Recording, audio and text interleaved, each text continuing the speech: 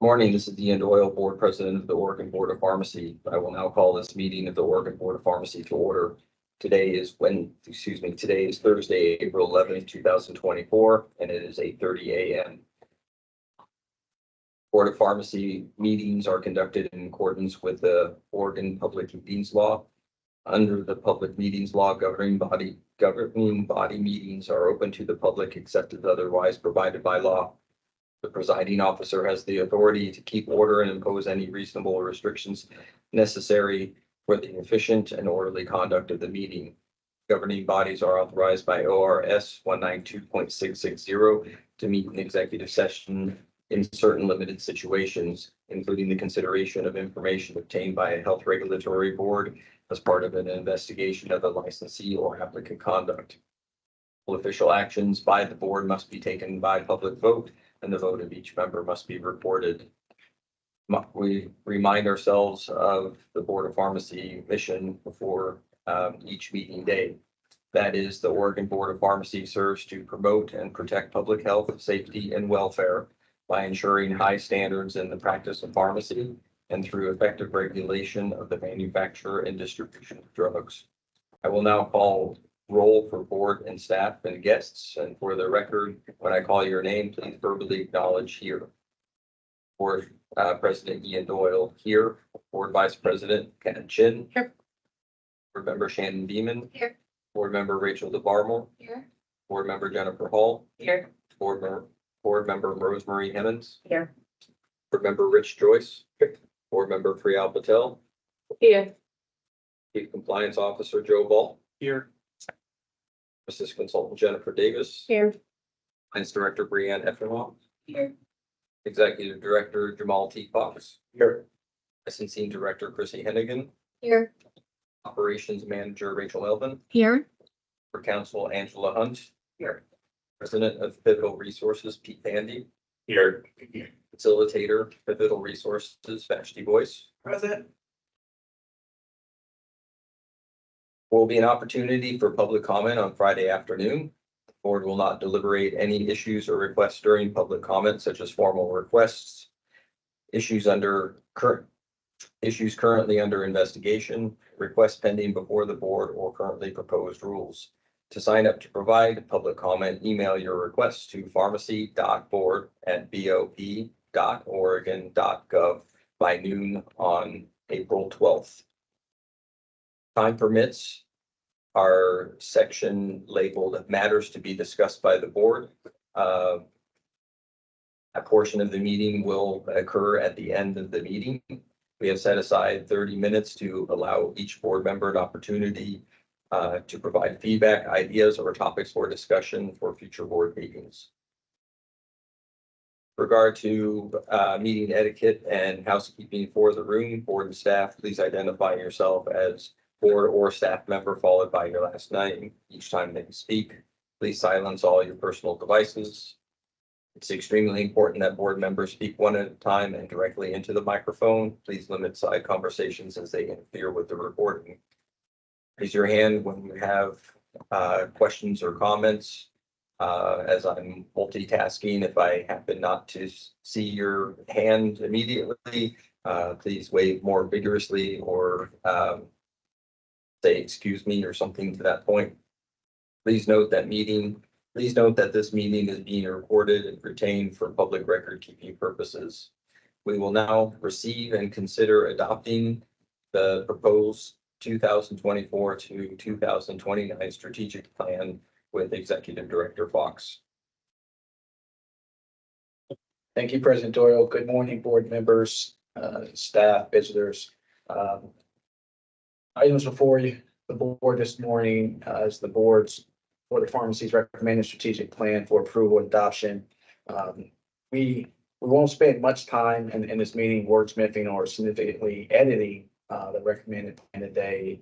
We'll be interested in your feedback on what we've spent months preparing. If you have any suggestions, please share those in this meeting or provide your feedback directly to Operations Manager Rachel Melvin. After consideration and conversation on the recommended plan has occurred, we'll pivot and provide a review of the draft DEIB plan operational plan that we are submitting to DAS. As you may recall, at the December meeting, you were provided draft goals and key actions for each of the Board of Pharmacy strategic pillars. Following the board's 2023 strategic planning meeting we had last November on 8th and 9th. Since that time, the agency has been juggling various priorities and collaborating with key partners to draft and prepare this recommended plan. To make sure that we're meeting the governor's expectations, we've engaged the DAS Office of Cultural Change for DEIB and the DAS Initiatives and Enterprise Accountability Office for the strategic plan. Staff has been very busy over the last few months, and in particular, we recently had our first quarterly all-staff meeting, whereas the first half of the meeting, we really focus on the governor's expectations and meet and greets with key decision makers in Salem who support or partner with the Board of Pharmacy to make sure that we are including that feedback within your recommended plan.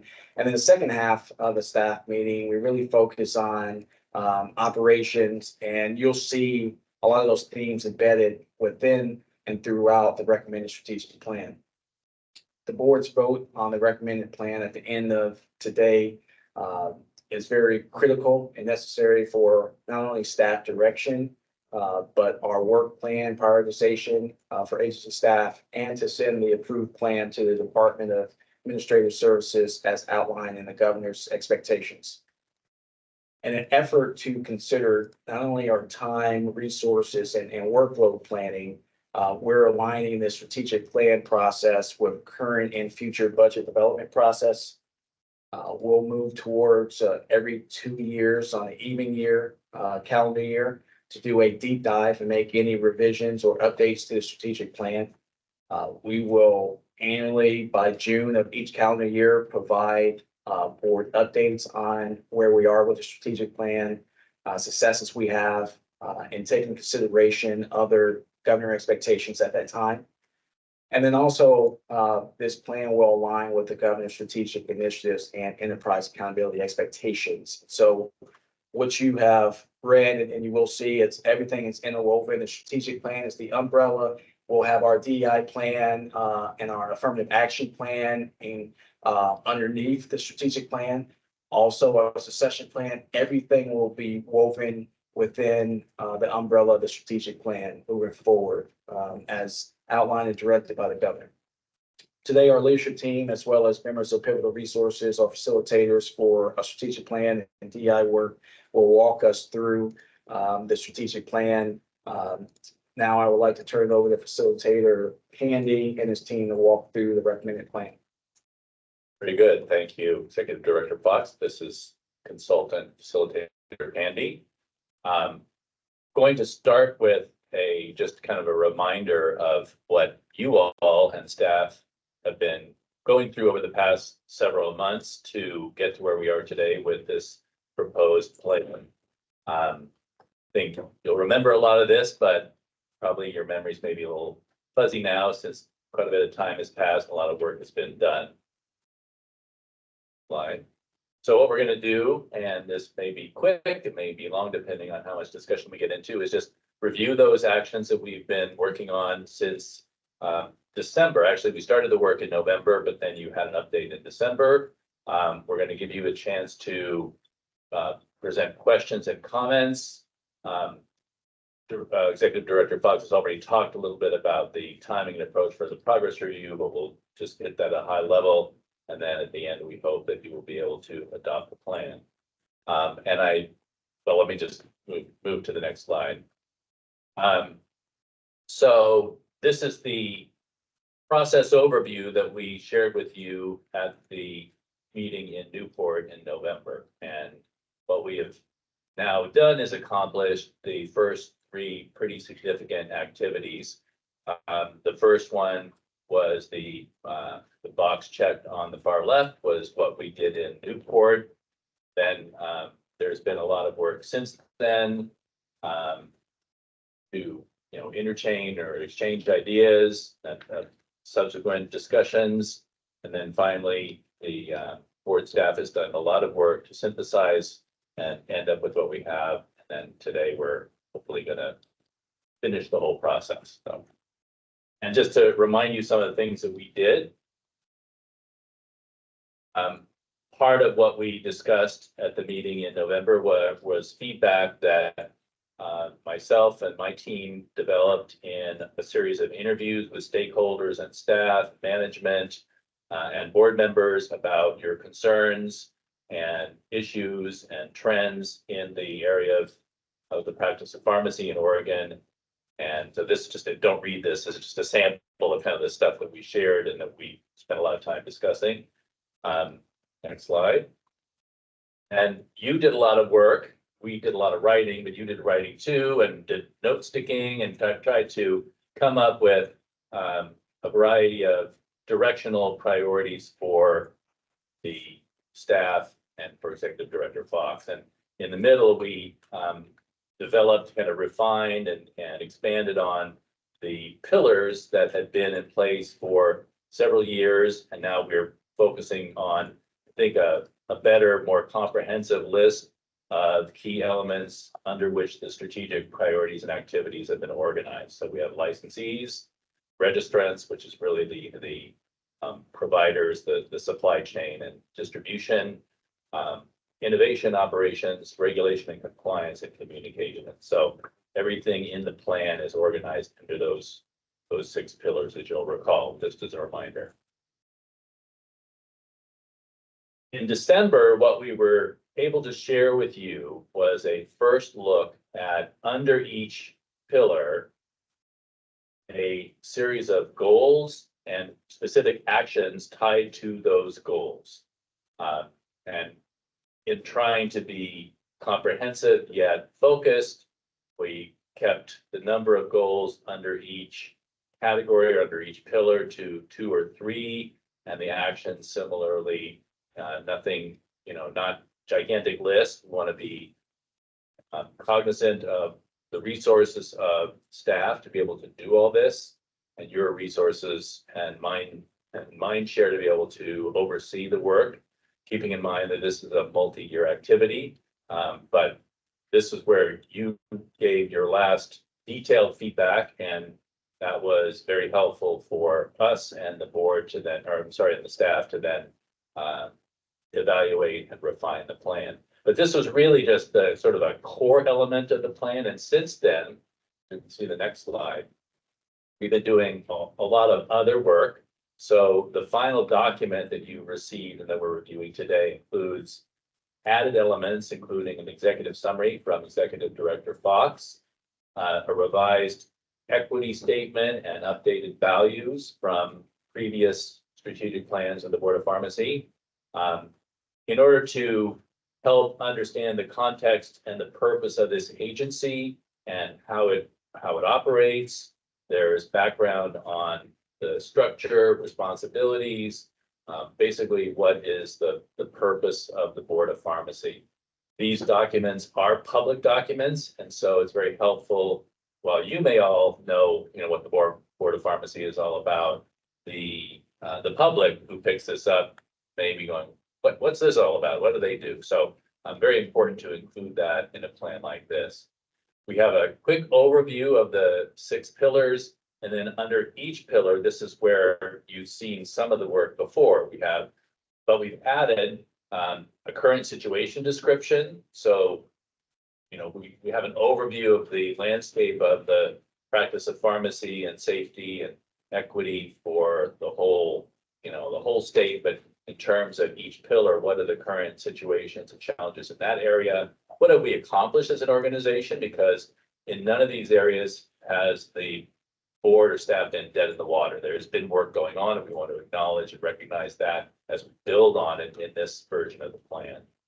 We've added some data and charts, and then updated the goals and actions based on your feedback from December.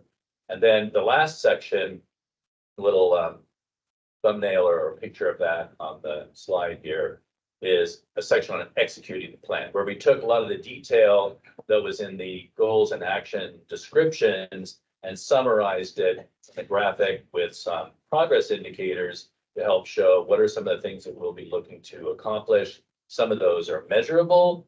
Many of them are, we will take this action, and when we complete this action, we'll be able to explain that as an indicator of progress toward the specific goals.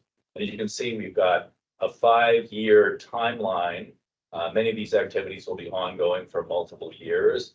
And as you move forward, you will have an opportunity with the staff and Executive Director Fox to refine and adjust. So, we make a plan, we take action, we learn, we refine. That's going to be part of the process moving forward. So let me pause there. Any questions on, all the other elements that have been added to the kind of skeleton actions and goals that were presented in December? Hopefully you're comfortable with this set of contents that are now part of the proposed plan. All right. So just a reminder, some considerations as this work has been done.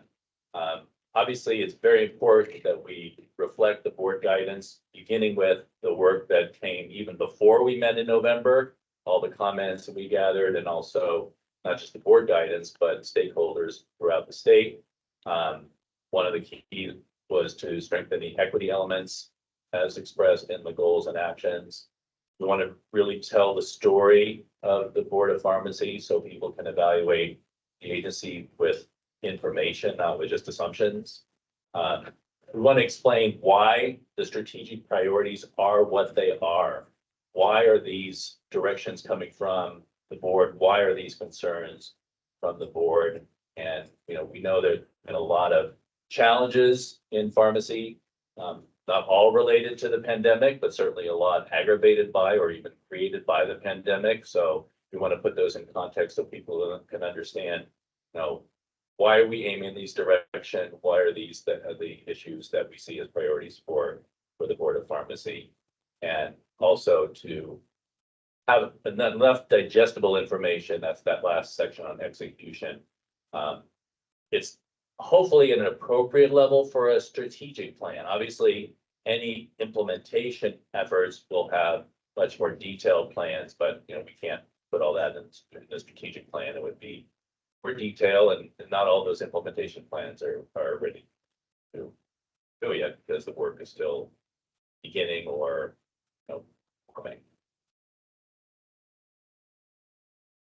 Let's see if there are any questions. All right, so what we'd like to go to now, and I think Board President Doyle, maybe you can sort of facilitate or sort of guide the round robin for this part, because what we'd like to do is give each board member an opportunity to share questions, comments, or suggestions based on your review of the draft plan. If you have any concerns or questions or suggestions, Executive Director Fox will initially respond. Oh, yes, sir. Executive Director Fox, sorry, facilitated Pandy. I'd be remiss if I didn't say there's a couple elements I just want to call out from November and December, which you see in the plan. We took a lot of the feedback that the board provided around embedding equity, really taking a look at pharmacy technician education, pharmacy education as a whole. So board member Joyce and former board member Vipperman and others. So a lot of your feedback you'll see embedded throughout this plan and board member Hemmings. And I would also say the feedback that you also provided, myself and agency staff through February has been included in a lot from the equity statement, the vision statement, and just embedded throughout. So just want to thank you for providing the feedback and the direction that you've given us the last two meetings. Great. So I'll finish this and then go back and make a comment about what we're hoping to do. So then we'll agree on any follow-up refinements or edits. We'll talk, as we said it briefly, but although Executive Director Fox already talked about the review process, and then we'll conclude with formal adoption of the strategic plan. So most important is your questions, comments, or suggestions.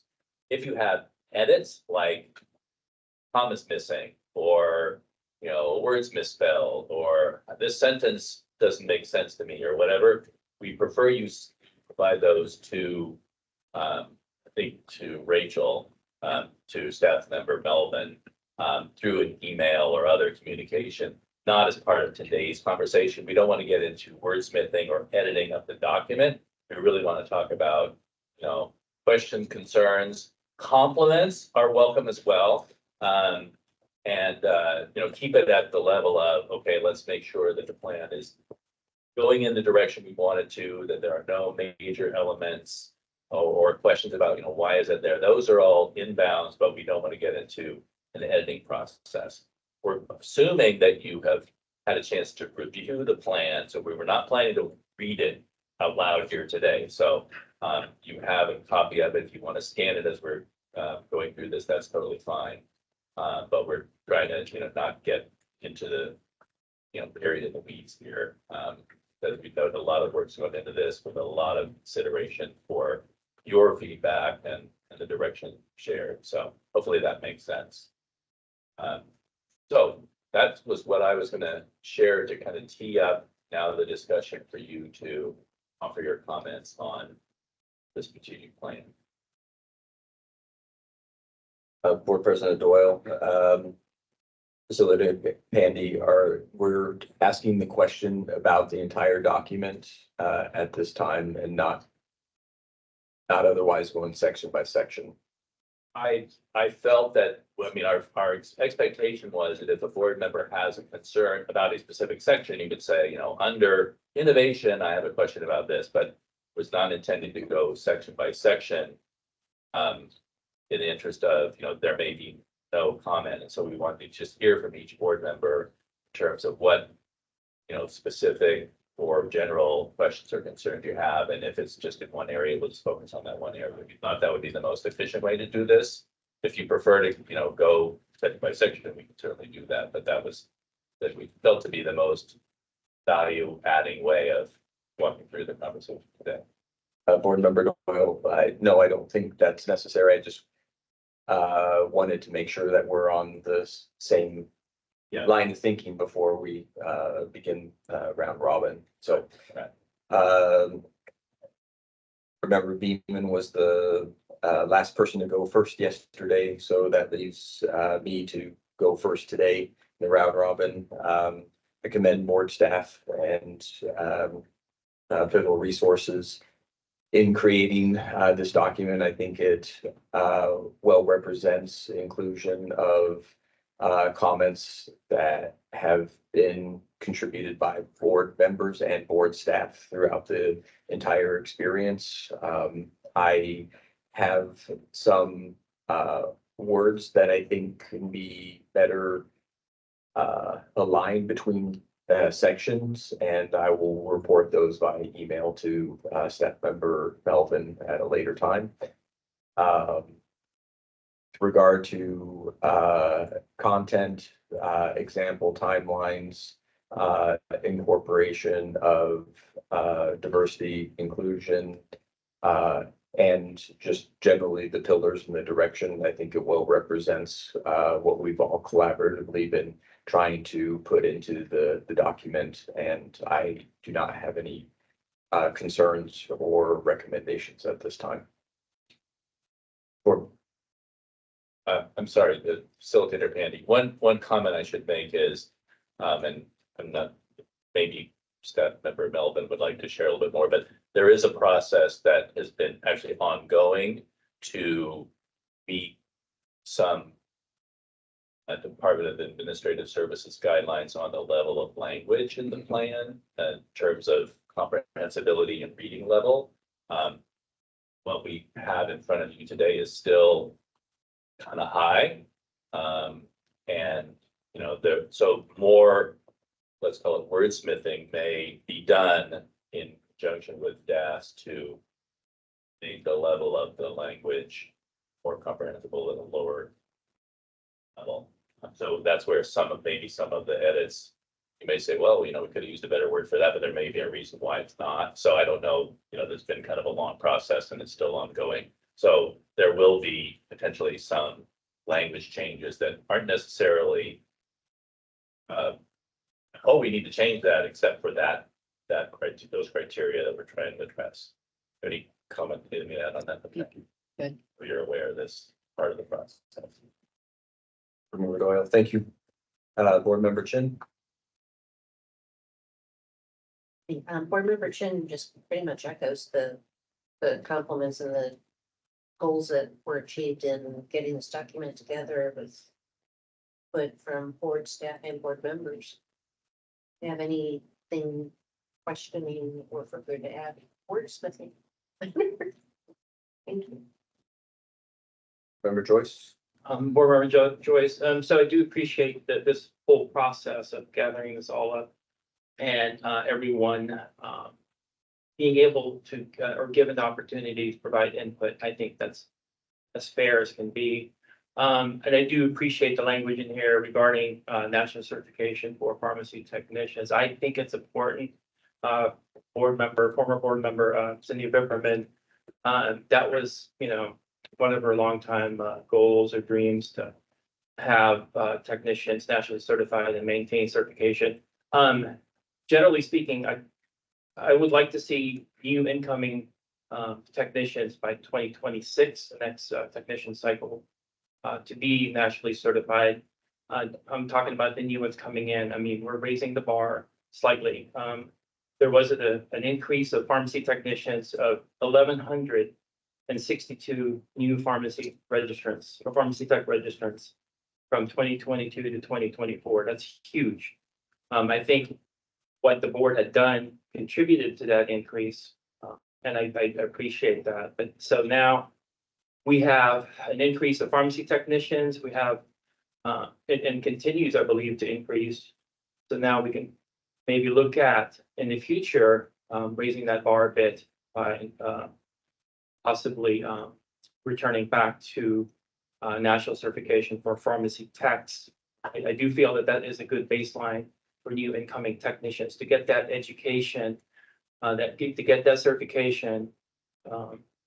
And I also don't want to complicate things licensing wise, because then we'll have two different types of registration for technicians. But I'm just talking about the new incoming ones coming in 2026 and going forward. I don't see the need for current pharmacy technicians who are already CPTs to have to go back and become nationally certified again. I don't see that. I'm just talking about incoming new ones. And I do appreciate the language in here regarding innovation as well. I support any use of technology to make our jobs safer and to look at how we can address workplace stress by using technology and increase accuracy. So we need to start looking at focusing on those ideas. And of course, very important, increasing diversity, equity, inclusion in pharmacy, in the pharmacy profession. Very important. Thank you. Member Patel. Member Patel, no comments. Member Evans. Board Member Hemmings, no comment. Member DeBarmore.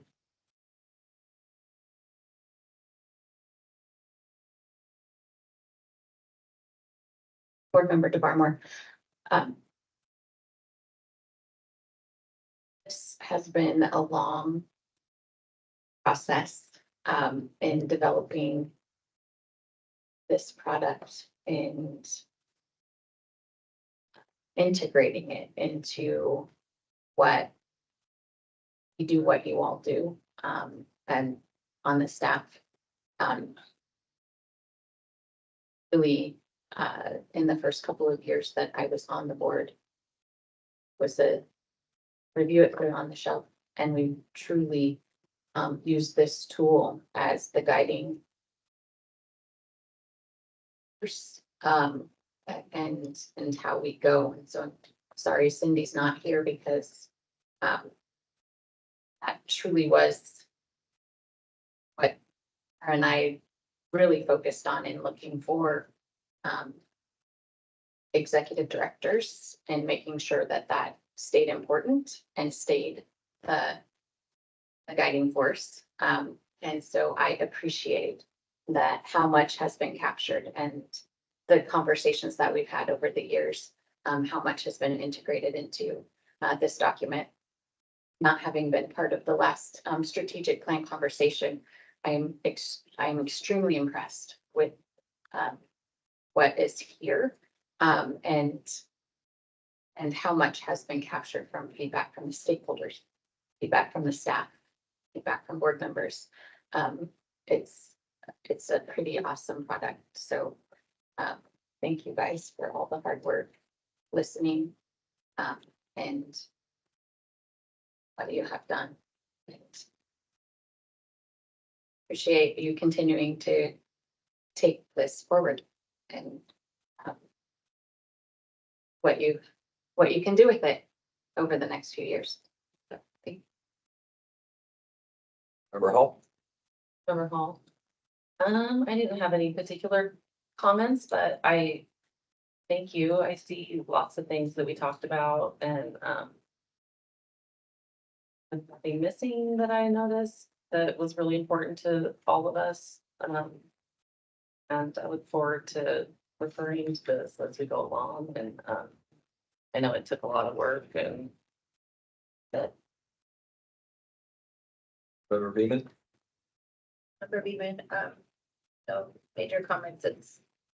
I appreciate all the hard work and effort that's gone into it.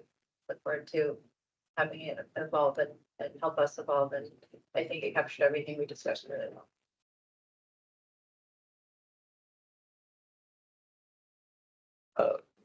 Facilitator Andy? Great. Well, thank you all very much for those comments. I'll make a little editorial, but just a comment on my part about what I've observed, what we've observed through this process. I think the board challenged staff in the direction that you presented, and going for the past few months, I really want to compliment the staff on. I think at first it was a little bit like, whoa, and I have a phrase I really like: time makes more converts than reason. Sometimes when presented with an idea, you immediately react like, no way, right?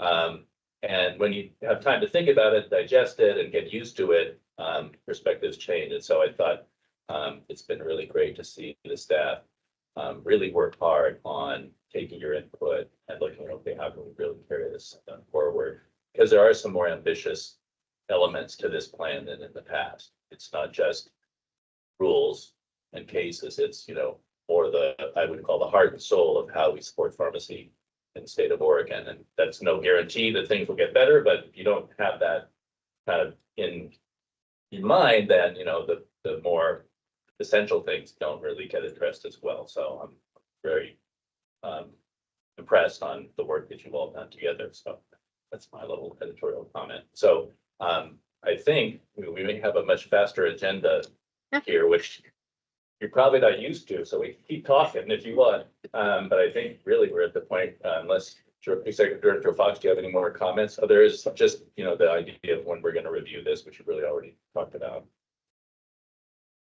Thank you, Facilitator Pandy.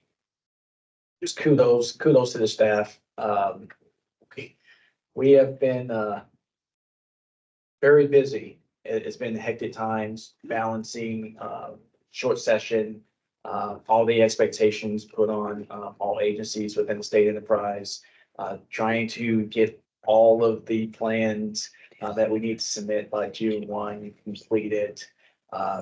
Trying also do our internal realignment and get the agency to meet the needs of the governing board and the governor. So staff has really stepped up in so many different ways, and I've asked a lot of staff, and just want to publicly just thank staff for all their hard work. The hours and hours that they spent trying to produce this product, going back and forth and really engaging and leaning in on the feedback that we received. Because we've tussled a little bit with the feedback from November and trying to make sure that it really spoke in this latest product that you see before you. And so, want to thank staff, want to thank the governor's office and all the different divisions within DAS that have been partners with us along the way to make sure that this product is something that is realistic, something that we can attain, something that the board, current and future, will be proud of as we continue to engage in this. This is not something meant to sit on a shelf. This is something that is live, something that we'll continue to revise as we move forward. As expectations change, as other issues come up within the pharmacy world and profession, we'll need to take those in consideration. And so I'm just really elated with this product, with all the collaboration from everyone to get to this point. So just really kudos, thanking everyone. Nick, next steps that you wanna. Next step is for a board to vote on adoption of the proposed plan. Board President Doyle. Memory serves me correctly, the quote unquote due date for this was, or is June 1st or thereabouts. Between the potential board approval today and that date is when final tweaks to language will be completed, and then the document would be published then sometime in early June. Is that correct? So after the adoption today, what will happen is we still need to do the readability and take it through and whatever tweets and feedback this board has, do that over the next couple of weeks. The goal is to, by early May, send this over to DAS, and they have their own process to go through, review, provide feedback. And then they will give us a document letting us know if we met the letter of the expectations of the governor. So we'll know that. And then they will be submitting that over to the governor's office sometime by June. Okay, thank you for that clarification. So for board members who wish to add some additional recommendations for word selection or something, that should be done within the next 2 weeks, then to staff member Melvin. Okay.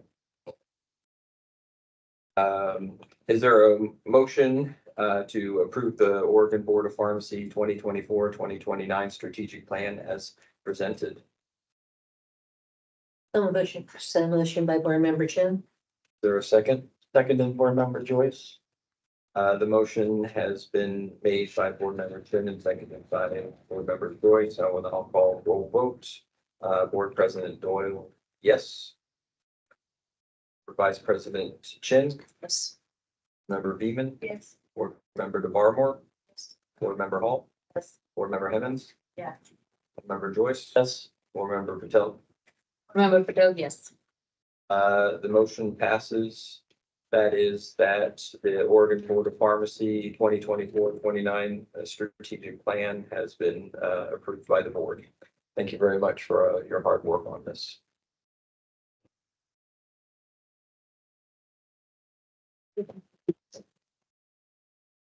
We'll now receive a high-level preview of the DEIB plan with Executive Director Fox. President Doyle, and so as we just stated within the strategic plan, we have embedded as part of the governor's expectations, each agency must draft a DEI plan and embed that within our agency. And so what you see on the screen before you is a really rough draft. If you remember in some of the correspondence over the last few months, agency staff created a DEI champions, a DEI committee. And so they have been working very hard over the last couple of months. That committee is headed by Operations Manager Rachel Melvin and several other agency staff members, as well as facilitator Ashley Boyce, and as well as Office of Cultural Change within DAS. So that rounds out from the enterprise to the agency and trying to really look at how we can do better and what we need to embed equity, not just in word, but through action, and what we need to do and follow up. And what you see here is we've taken to make sure that we try to embed everything. The mission, vision, and equity statement that you just adopted is the same. The actions throughout the plan is broken into, and this is the values, which is similar to the strategic plan, but the goals and timelines. It has strategies that we're trying to do and actions. And I'd like to turn it over to board member Melvin to speak to, because it's her committee that she's leading.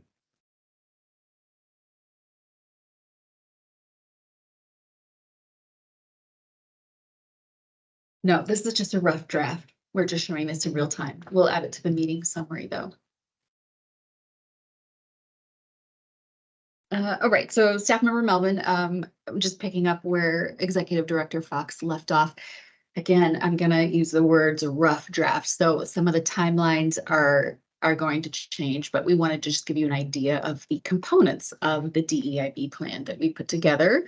And so each person, each staff person in our little champions committee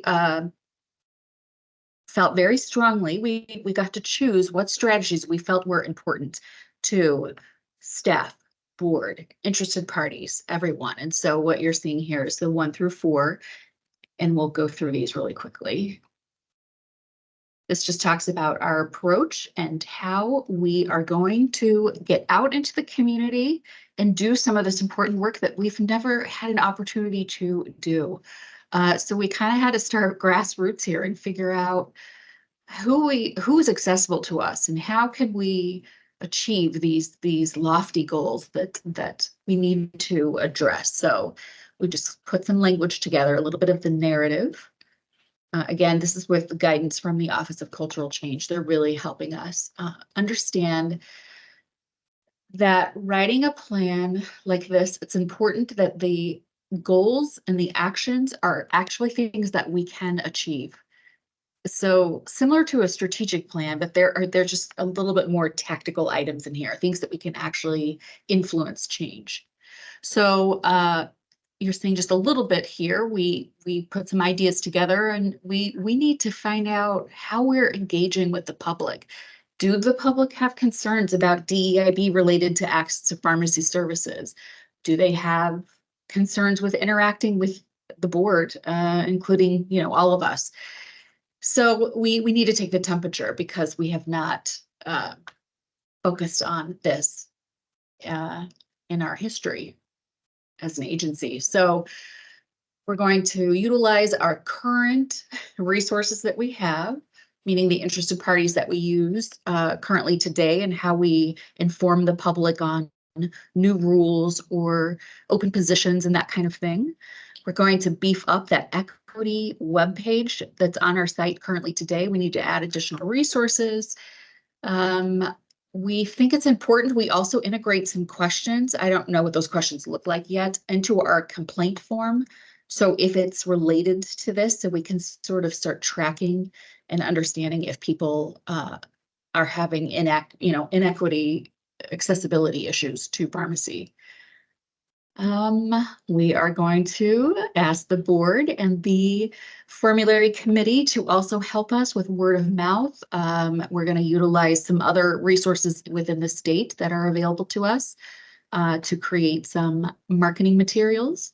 So when we are out in the community engaging, they understand who we are, and not that we're just a regulatory agency. We have to change the narrative a little bit. And that's sort of where we're going with this.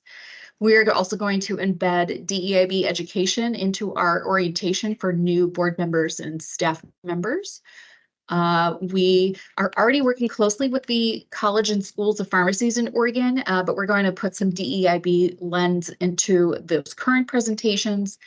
And then we are also going to look at working with high school level. That's a missed opportunity. Board member or Executive Director Fox and I attended something at the convention center a couple of weeks ago, where the high schools get to come in, and Kaiser was there, and there's healthcare, OHSU talking about their technician program. We are going to have a booth there. We think it's really important. We're going to ask people to volunteer to man a booth and get high school people interested in pharmacy and to teach them about the career opportunities in pharmacy. So we have not done that. So that's a different level for us. Director Fox also has a contact at the Department of Education. So we're going to see if middle school, I mean, what we're hearing on the street is that the sooner you get in front of these folks, the easier it is to tell people, inform people, educate people about pharmacy. So these are just a little, again, high level goals. I don't want to spend too much time on this. Oh, it was called the Portland Workforce Alliance Expo. That was the event that we attended. And it was really cool. They were suturing bananas, and they had syringes and fruit, and like teaching people how to do things. It was fascinating. All right, so then on to the strategies. Again, this is the first one. This is inclusive communications. We realize there is a need to address some of our communications forms, if you will. We have taken a look at what we're aware of, but we need to do a little bit more of a dive as far as finding out truly what the need is. Do we need to convert some forms into different languages?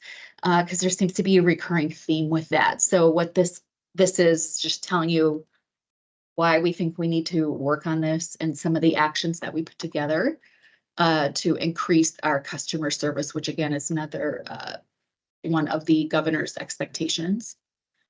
So this is our action steps here. We're going to review and revise some of the forms. We need to make sure that they meet accessibility standards, similar to what Pete Pandy spoke about earlier, as far as the readability, the comprehension level of the content on our website and our forms, applications, not using green or red font for people who have visual impairments. There's all kinds of guidance out there that we really need to comply with. And so we need to do a pretty good review and make sure that we are complying with where those levels should be based on our audience.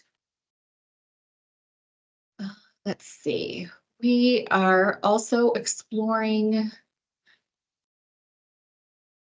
We need to determine if there's a need or an interest. This was important as well, for additional resources outside of the current statewide policy to assist our staff, board, anyone that wants to be a part of it, on using pronouns and proper pronouns, and why that's important, and when that's not just communicating with your colleagues or your employees, it's also with our licensees, registrants, and interested parties. And some people are tentative with that, and it's still relatively new. So we've got to kind of take the pulse and see if there's a need for additional resources. We want to offer that out to everyone. So that is another goal that we had, or an action. And then this is the second part of that. They want to implement a pilot project to evaluate the need for translation services. Again, this is converting items into multiple languages. This includes looking at updating our phone system or having a program in place. Budget pending, if we can look into something. When folks call us, we currently don't have anyone that speaks Spanish, so that is a barrier. So we need to dig into this and figure out what it is that we can do to relieve those barriers.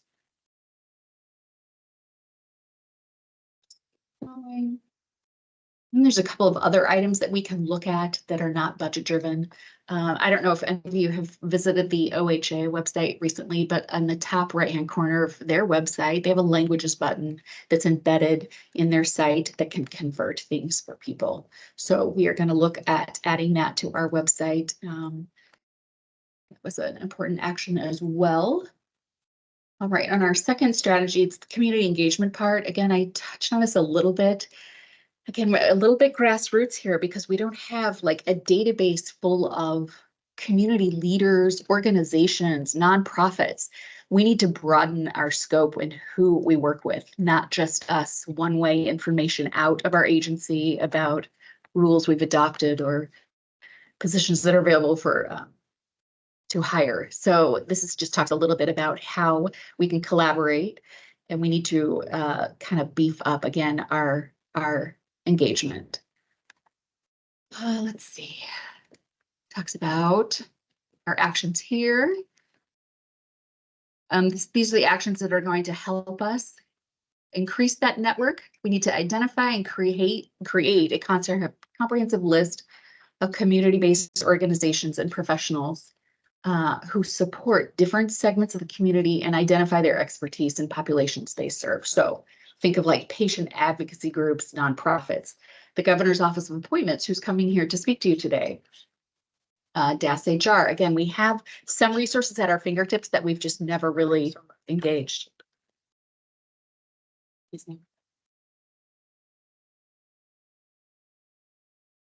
So again, this is just telling us how we're going to do that.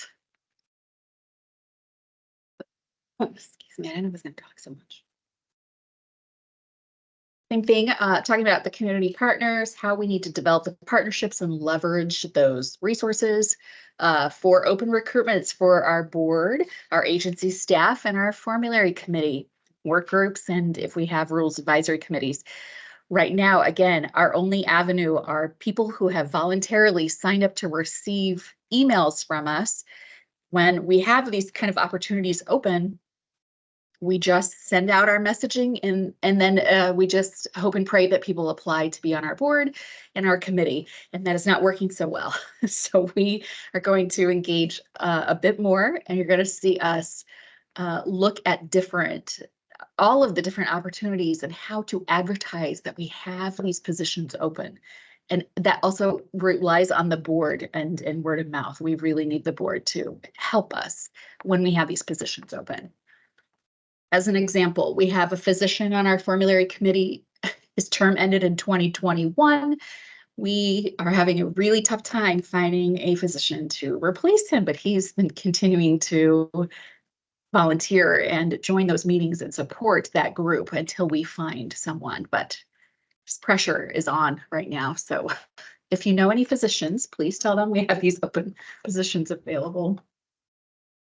All right, the third strategy, since we have time, is the data portion of this. We have some data at our fingertips, but we thought it was important that we bring that current. So we have staff and board committee demographics. It's from September of 2022 is the last time we compiled that. So one of our actions is to bring that current. We would like to collect some DEIB feedback from our board and staff using an employee satisfaction survey. So more to come on that later. That's going to help us determine if we're meeting these DEIB goals. We are also looking at compiling and analyzing licensee demographic data that's currently being collected via that workforce survey. We've never really used that data, so we're going to look at pulling that down and using some of that from OHA. Let's see, and then we are trying to, we think we can do this. We want to provide more detailed data on our licensee statistics page. We think it's important we can add another layer to that, where you could, as a person, you wanted to see what the statistics look like by county, to highlight areas where there may be inequitable access to pharmacies, like the pharmacy deserts that we keep speaking about. We can put that information on our website, we believe. So that's another way to use data that we have to inform. And then this is just some of the data that we just spoke about and some of the references that we're going to use. And last but not least, this is the last category of strategy. It's creating an inclusive workplace with no tolerance for racism, hate, and discrimination. This is a very important strategy for us. This is where you're going to see the affirmative action plan built in. So right now you're just seeing a placeholder because that is going to have to be revised and revamped. That also is a part of our budget process, so it has to be submitted again in June. Well, yeah, I think end of June on that one. So you'll see that embedded here. This is talking about what we've done as an agency, some of these actions we've already achieved. So creating this committee to focus specifically on DEI, we created an employee engagement committee that is headed up by our licensing director, Chrissy Hennigan. There's great work coming out of this agency. It just, sometimes we don't always get to share. So you're going to see a lot from us coming soon. So some of these you're going to see the timeline. It's already happened. And number 4, some training, education, and development. This just started this week, actually. So staff are taking a 12-week professional development leadership training, and it is robust, and it is going to really, I think, bring our staff together, right? I think this is going to increase morale. We've never invested in professional development for the agency as a whole, so this is exciting times. So more to come on that. And then on the last piece, this part was really important. We spent a lot of time talking about this, the work-life balance. That's just an issue anywhere you look, and government, corporate America. We think it's important that we talk about it, that we have some focus on it. So we would like to provide staff with training opportunities related to work-life balance, because we don't always have, there's not open dialogue about this. We just don't discuss it. So we're bringing it forth so people know that there are resources for our staff and our board members. And the sample there, trauma-informed care services, which we are also going to have a speaker come and present some of that data to our board. And that is sort of the end. So sorry, this just again, high level. Any questions?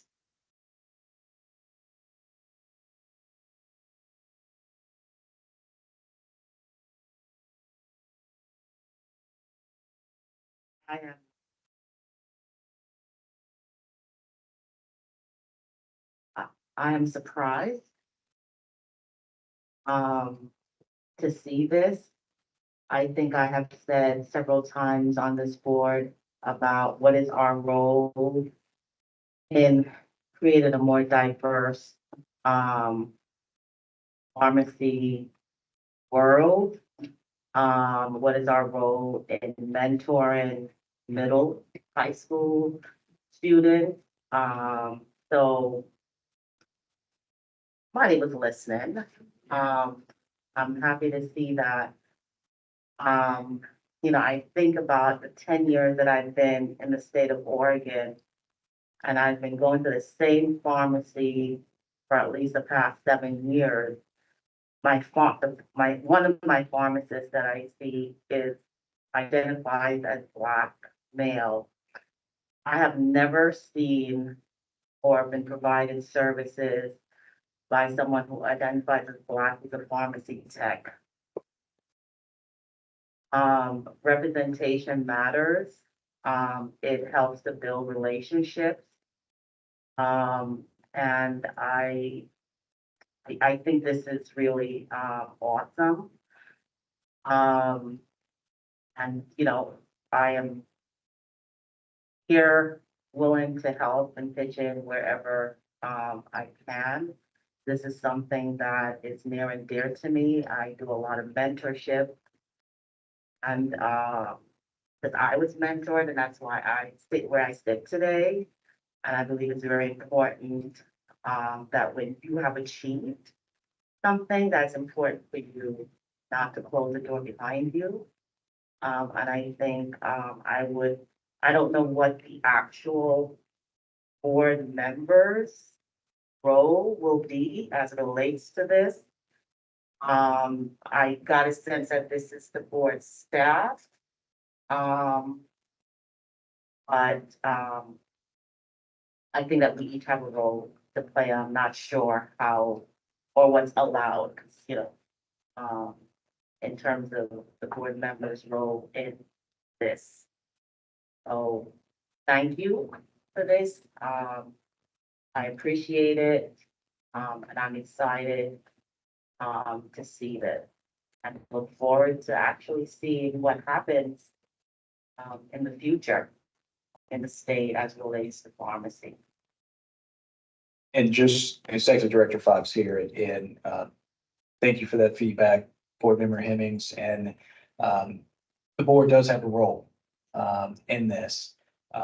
Even though it's drafted operational from a state enterprise lens, the board and agency staff together working together. So there's a lot of different elements within here. So when we say engagement in the community, boots on ground, well, that we need you all, right, going with us out there. We need the associations and the schools of pharmacies that we have in the state to work with us to, when we talk about the pipeline program, whatever that looks like in the future. When we talk about representation of our pharmacy techs or our pharmacists throughout the state, or pharmacy interns, what that looks like. We've engaged already with the education department and others, just teasing out, what we could do within our authority and statute. But indirectly or directly, how to really operationalize what we have here. And then part of that operationalizing this plan, it's also, I think it was you that stated last time about the equity statement at every meeting. So we'll be doing that moving forward because that's also part of the governor's initiative and expectation. So you'll be seeing that as well. This is just a draft plan. There's more work that we need to do with facilitative voice, Office of Cultural Change, and other enterprise DAS agencies to really get it to where it needs to be. You'll be, I believe, Rachel, staff member Melvin is going to provide this information to draft to you all. Yes, we will attach this to the board meeting summary for sure. And thank you, Board Member Hemmings. That means a lot. And you're the first person we're going to come to for volunteer. Be volunteers. And if you know any physicians, please send them to us. This is exciting work. This is, I come from a sales and marketing background, so it means a lot to me to get back out into the world and tell everyone what it is that we do here and bring down some of these barriers. So we are really looking forward to this. And it will be like a staggered approach, similar to the strategic plan as we implement some of these things. But I will tell you, we have the full support of our staff, and we really believe in this too.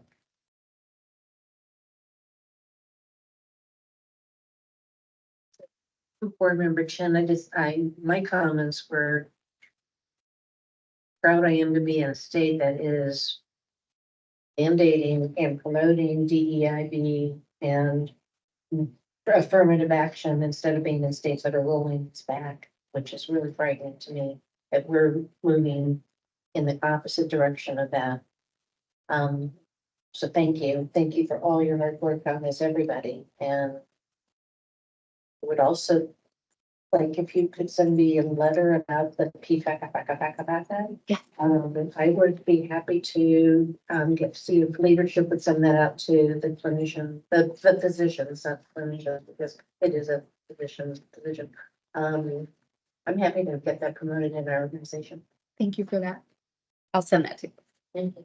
Facilitator voice. Yes, facilitator voice. I just wanted to say, y'all were a little quiet for a minute and I was like, oh no, are they doing things? And we were. And so I have done some work in the past couple of years with government agencies, and I will say that this is probably the most satisfied I've ever been. I think that you took direction from Board Member Hemmings and from DAS and really operationalized it and made it attainable and not lofty pie in the sky goals that make you look good, but also that we know won't happen. So really realistic and looking forward to supporting you all in whichever way I can and possible, along with Pete and the rest of the pivotal folks. So just wanted to say good job. I appreciate it and looking forward to where you all are going. Any other questions, comments from board members or board staff? Member Joyce, yeah, I am impressed. I really like what I see here, how it's outlined. I also like, the language regarding mental health and wellness. It seems like, since COVID, the world has gone crazy, right? And more crazy. And, pharmacy has been in the forefront, in a lot of the news stories regarding, workplace stress and things like that. So I do appreciate that being addressed here. Looking forward to seeing where this will be a few years from now. I'm excited to, be a part of it. Just to echo some of what was said previously by, the other board members here, I'm impressed. Thank you. Board Member Chin, question on in our workforce. Are we able to measure, what changes there are in terms of, this DEI? How many, people who identify as Black, how many people who identify as Pacific Islanders?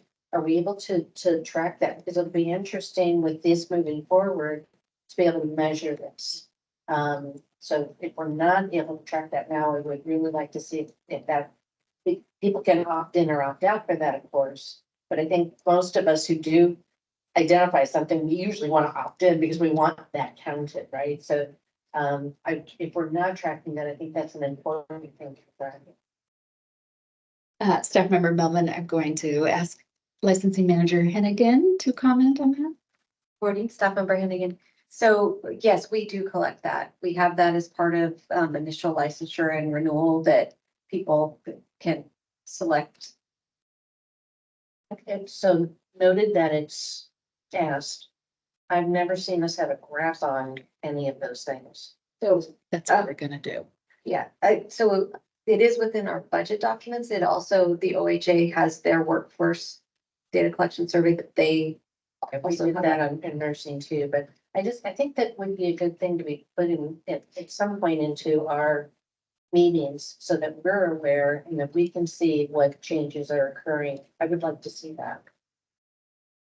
Board member Hennig, and to add, I forgot the acronym that OHA uses, that collects not just, race, ethnicity, gender identity, disability, Realty. Yeah, same. realty, yeah, realty, but also, rural and urban, right? I think it's also another, that point, like, Yes, staff member Melvin, we agree. So we know we have some of this data available to us. We are going to put it in charts so you can see it. Board member DeBarmore. I know, especially in the last several years, all have probably gotten super bogged down just with day-to-day work and all the changes and all the things that come. Being at something like this, I mean, I just see the sparkle that you have. People who are on the phone can't see it, but probably heard your voice. For the others, does this not give you like some excitement that this is a little bit of, I'm not just sitting at a computer or just looking at rules and cases and, just the drudgery of day to day. I mean, to me, this is refreshing and it's our future and it is the things that brings our profession. It's all the things, right? And I would think that this would bring some more satisfaction to your roles, to your career at the board. I would hope it does.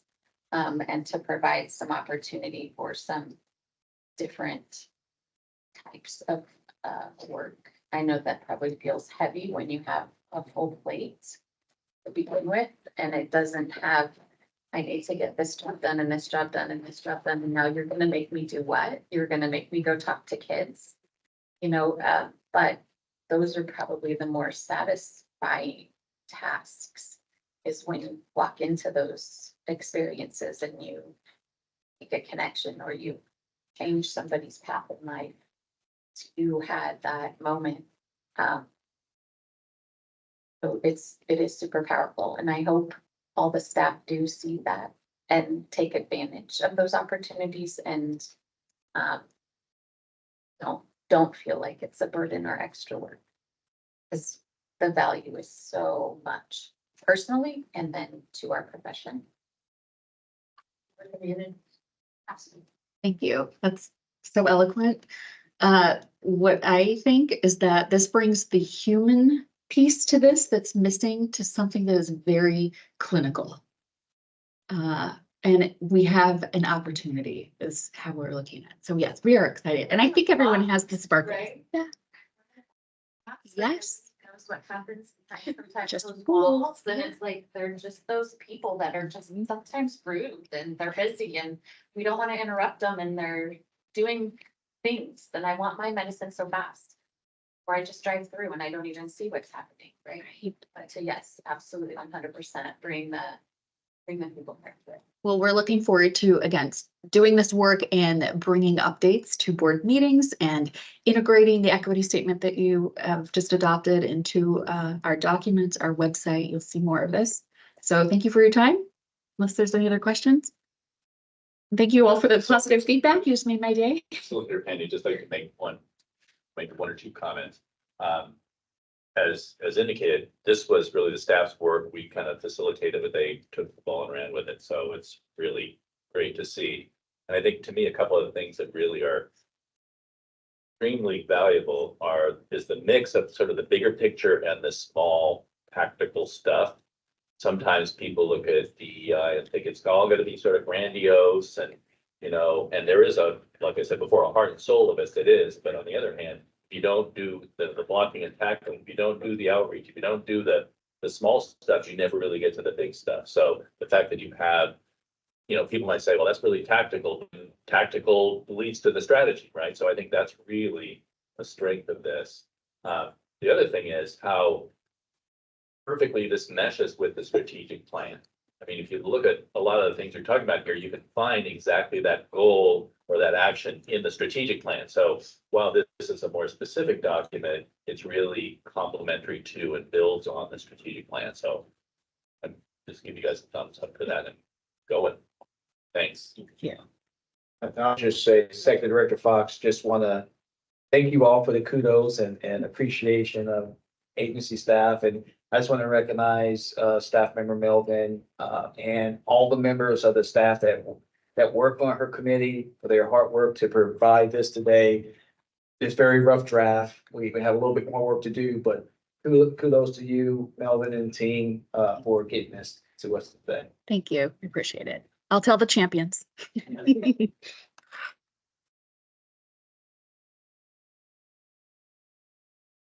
Thank you. Board Member Doyle speaking. Providing everybody an update with the schedule. We have miscalculated how long some things were going to be taking this morning, and therefore it is anticipated that we will be taking our 9:45 break as scheduled.